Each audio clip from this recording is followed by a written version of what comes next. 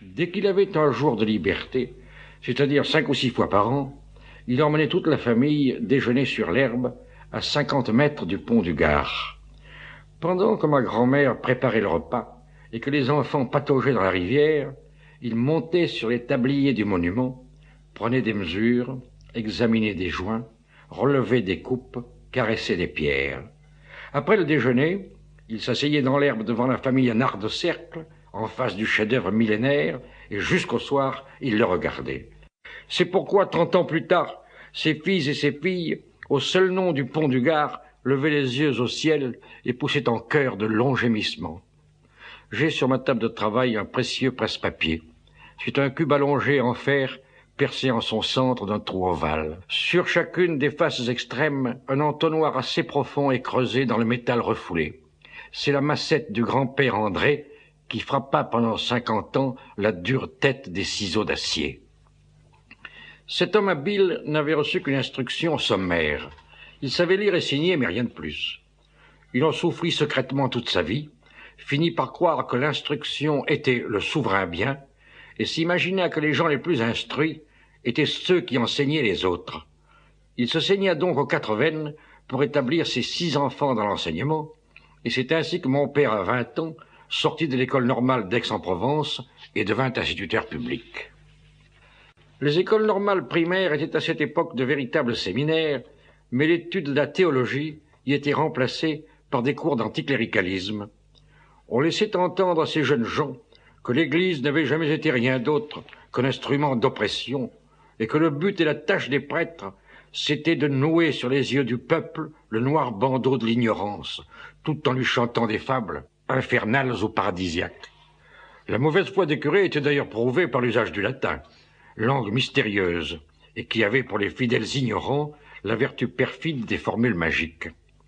La papauté était dignement représentée par les 2 Borgia, et les rois n'étaient pas mieux traités que les papes.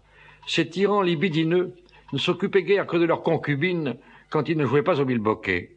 Pendant ce temps, leurs suppôts percevaient des impôts écrasants qui atteignaient jusqu'à 10% des revenus de la nation. C'est-à-dire que les cours d'histoire étaient adroitement truqués dans le sens de la vérité républicaine. Je n'en fais pas grief à la République. Tous les manuels d'histoire du monde n'ont jamais été que des livrets de propagande au service des gouvernements.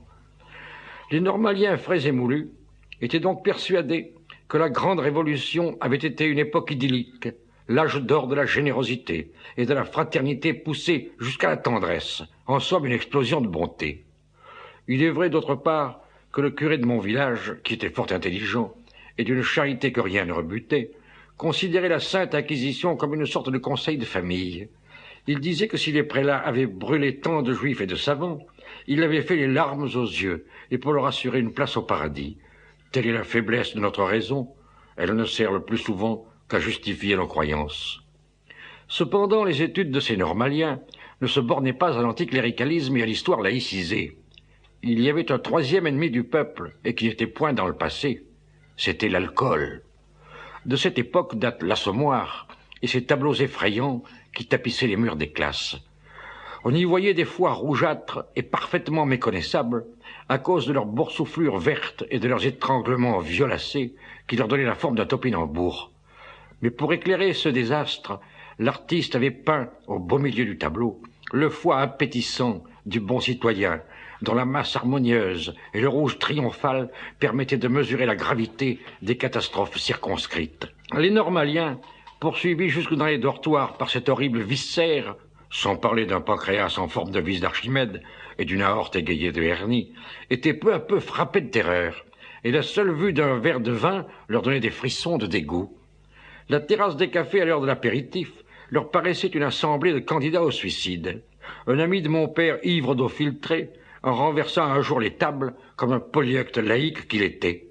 Il pensait que ces malheureux verraient bientôt des rats grimper au mur, ou qu'ils rencontreraient des girafes sur le cours Mirabeau.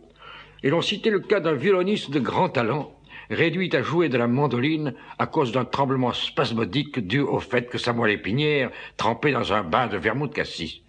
Mais ce qu'il haïssait le plus farouchement, c'étaient les liqueurs dites digestives, les bénédictines et les chartreuses avec privilège du roi, qui réunissaient dans une trinité atroce l'église, l'alcool. Pour continuer à écouter ce livre audio gratuitement, cliquez sur le lien dans la description et vous pourrez l'écouter en entier sans frais grâce à l'essai de 30 jours d'Audible.